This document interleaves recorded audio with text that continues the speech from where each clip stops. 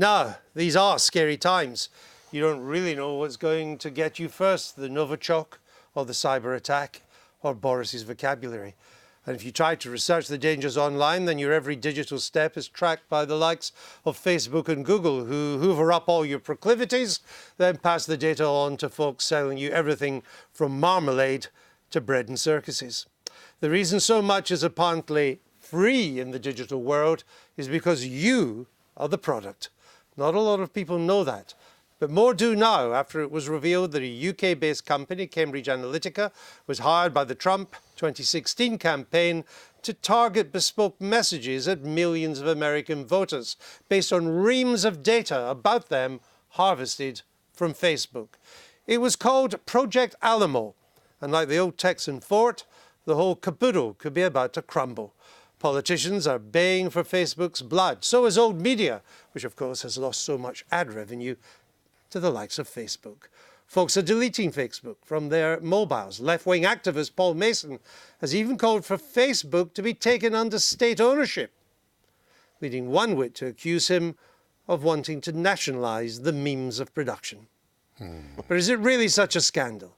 Is it not just sophisticated selling for the digital age?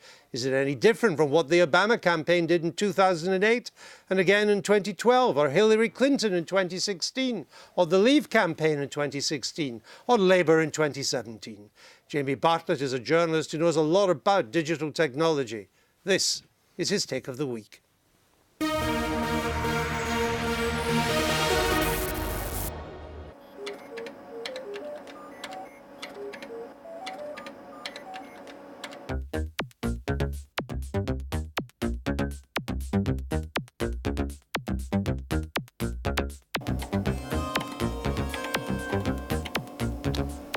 People are right to be horrified by the antics of Cambridge Analytica, but contrary to what Mark Zuckerberg would have you believe, their behaviour is neither new nor unique. Political data mining really found its feet with Barack Obama back in 2008, and it got into its stride with Trump and Brexit. Don't forget, Hillary Clinton used it too. Everyone's at it. And when data mining really learns to run, it could undermine democracies the world over. Outrage has focused on the assault on social media users' privacy. But for the most part, Cambridge Analytica were only using social media in the way the big tech firms designed them to be used. Free services in exchange for your data. Facebook likes have always been harvested and analysed to identify your emotional vulnerabilities and then exploit them to nudge you into buying a pair of trainers or a holiday. So why can't the same techniques be used to recruit you to a particular political cause?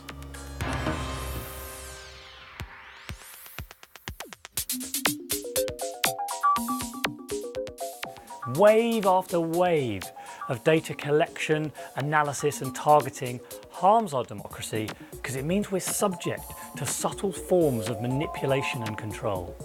And the data dons have discovered something even scarier. Emotive and divisive language and images outperform dry, rational arguments. That encourages us to vote according to our most basic, often irrational prejudices. It's the digital age's equivalent of old-fashioned populism, and we know from the experience of the last century what lies at the bottom of that slippery slope.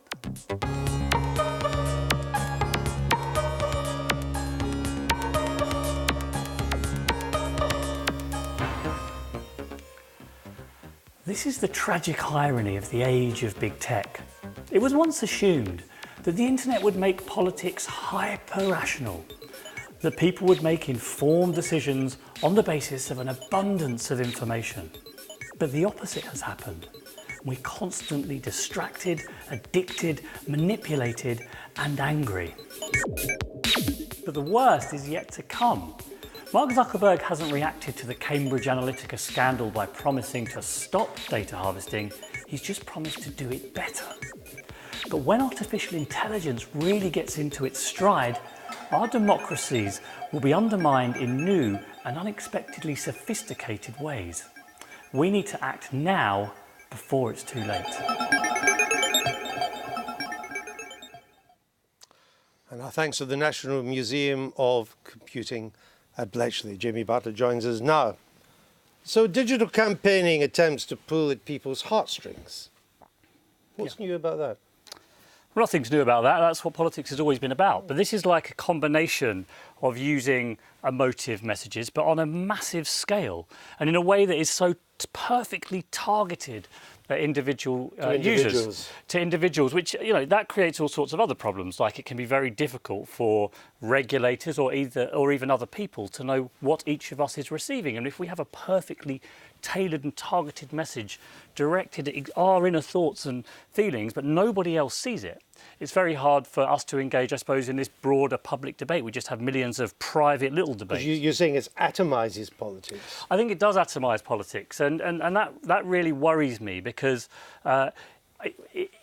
the only reason public debate works is if everyone roughly understands what everybody else is receiving and talking about. And if you fundamentally change that, then really you're changing completely the way that politics works. Is this a legitimate concern, Michael? Could I first of all say I think that's one of the most articulate films we've ever had. I think that was a model film. I learned a lot from it. I actually don't know whether to be concerned. The bit of Jamie's film that really worried me was when he talked about appealing to very base instincts. So let's say to racism or to radicalism, phobias of various kinds. And as you say, going on in secret, this could be very, very worrying. I really don't know whether we have the means to regulate any of that stuff. What may work with Facebook at the moment, what's made them come out and make some statements at last after days of being enclosed in their bunker, was the fact that the share price was falling. So that, you know, that's the kind of thing that matters to Facebook.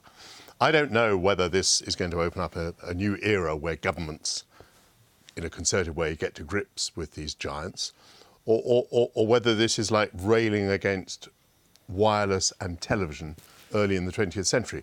You know, whether people will look back on your film in 30 years' time and think that it's kind of antique and extraordinary that we ever took the view that we could regulate this thing. I'll get Jamie to respond to that in a minute, but first of all, Alan, are you concerned? Well, I think the reason why Michael said that was a really good film and we learnt a lot is because we probably didn't know a lot about social media before. And I remember a few years ago with people telling politicians you have to get up with the new way of communicating with people. The old way, by the way, we used to knock on a door. Michael would have done this with a sheet of paper. We used to ask people how they intended to vote, how their family intended to vote, and whether they've got any concerns. And local councillors, politicians would kind of scribble down their concerns were about the local roads or whatever and try and act upon it. Now, this looks to be that kind of thing, writ large, using something which was there to sell a product. And it was inevitable it was going to be politics. But you're saying it's playing more on emotion rather than repairing the roads. Yeah, partly. And imagine in the future if politics becomes more and more about having sophisticated software that knows exactly how to pull on each person's heartstrings and not the basis of discussion that politicians have on the doorstep. I think that's a very different type of politics and it will turn people off. And you know, hopefully, given it's such a great video, people will be watching in 30 years' time, taking lessons about from it. 7 will be watching us tonight. It'll be in the archive. 7 million's a bit high. But I think this is exactly the big discussion, the big debate of our time. It's between technology, essentially, and politics. But is there any evidence that Cambridge Analytica had any impact on the 2016 campaign? Yes, well, this is a great question because some of the recent reports about it have actually been essentially about legality of data collection and not really whether it made an impact, because that's very hard to determine. So it is hard to measure. And there is a bit of Wizardry of Oz about all of this. That's certainly true. It's good for business to say, yeah, we won it, we swung the election with our sophisticated tools and techniques. But you know what? I mean, I have a book coming out next month about all of this stuff, called The People versus Tech. And I spent a lot of time with people involved in this campaign for that. So what is the answer? I think you could say that Cambridge Analytica probably did swing the election. A few weeks into the campaign, Brad Parscale, who was running Trump's digital campaign, received lots of data from Cambridge Analytica suggesting that there were enough persuadable Trump voters in Michigan, Wisconsin and Pennsylvania that he could win those states. Everyone else said he couldn't. They shifted loads of budget towards that and they won each of them by less than 1 percentage point. Right, but Hillary Clinton, yeah, I mean, they lost Pennsylvania, Mrs. Clinton did, by 44,000 votes. But Hillary Clinton was using these techniques as well. And there were people in the Clinton campaign told her, Pennsylvania is not a slam dunk. Michigan is not a slam dunk. You need to go there. Yeah. And until the final days of the campaign, she refused. That's nothing to do with Cambridge Analytica or any of this technology. That's just a major campaign error of judgment. You can't turn a very bad candidate into a very good one with these techniques. This is all I think about little... That's how bad her campaign was. Not even Cambridge Analytica could have done. But I think it's all about very tiny margins in very close races, and particularly for a candidate like Trump that had very little ground game. They did spend more. I think they spent more on Facebook than Clinton did, $70 million or so. Brad Parscale... Well, Labour, I think, spent more on Facebook than... No, the Tories spent more on Facebook. Oh, they did more on Facebook? We did more on Twitter. And Labour spent more on other social media. Yeah. But their social media campaign in 2017 was a lot better than the Tories' campaign. I think it probably was, and it was slightly different. It was a bit more organic. I think they used it far more wisely. It wasn't about the adverts. It was grassroots, and they were kind of encouraging it. But here's you see, when I see this, because I can see it has sinister potential, but I'm yet to see the impact. And you can't help working. I mean, the fact is, I'll say this to you, Alan, the Liberal establishment hasn't yet recovered from Brexit or Mr. Trump winning.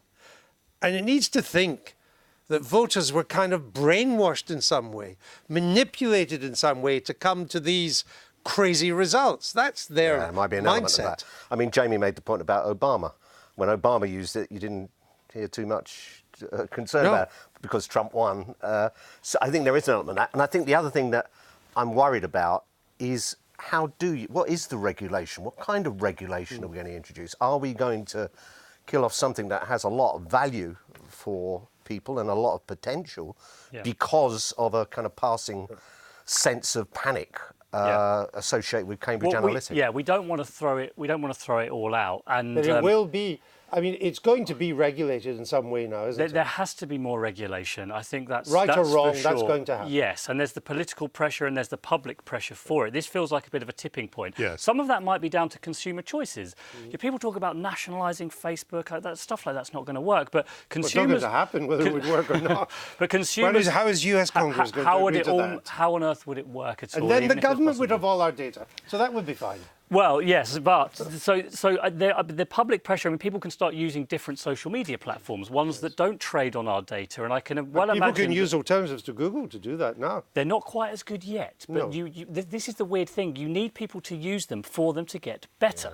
Because then they can benefit from network effects. But one thing we really must do that I think is vital with elections is at the very least, parties will have to show all the targeting techniques they've used, the data collection that they've applied, the messages that they've put to different groups. Because at the very least, then journalists can look at it and sort of keep tabs on what they're doing. I want to come back though, to Michael, because I think the most interesting point Jamie made was that politics traditionally has been politicians make broad offers to the public, and they make them in public. And we all get to judge in our own way whether that's the offer we want or whether we want someone else's offer. What Jamie's saying, though, is that what's happening now is that the parties or politicians are making tiny bespoke offers to individuals, often based in emotion rather than on economic. That's really interesting, is it not? It is interesting, and I think it's worse than that, because as far as I can understand, it's not just an offer. It may be that they want to exacerbate your prejudice. Yes. It may be that you have a phobia and they want to make that phobia worse.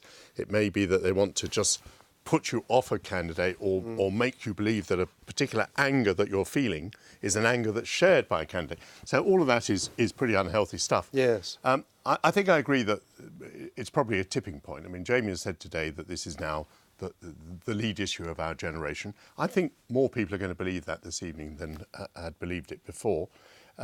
I mentioned the share price before. Why is the share price sinking? Why has it sunk so much?